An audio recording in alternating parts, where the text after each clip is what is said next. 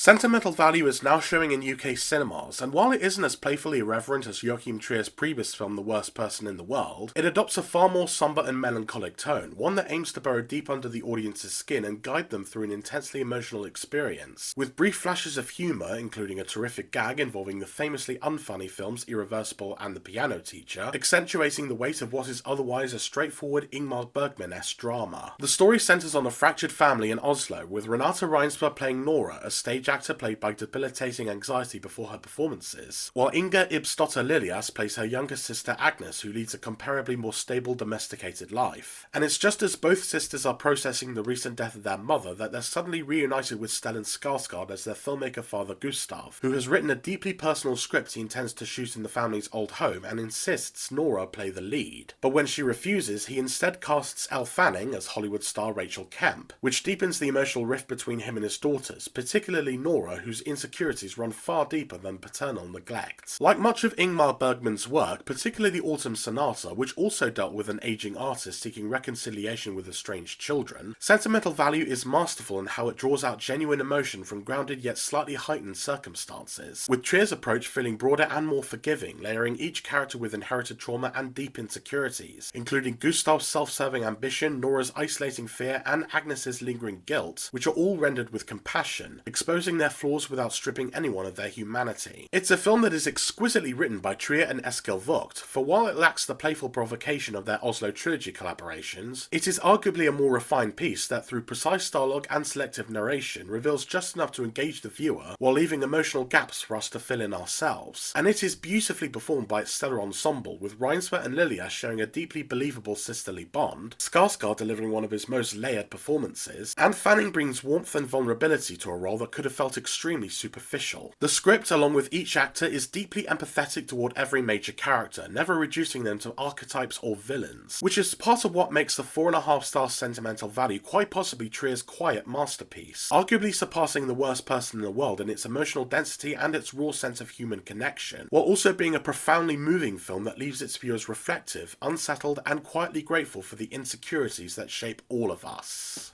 Visit the Film Feeder website to read my more detailed review, but for now, thanks for watching, please like and subscribe for more reviews, and I'll see you next time.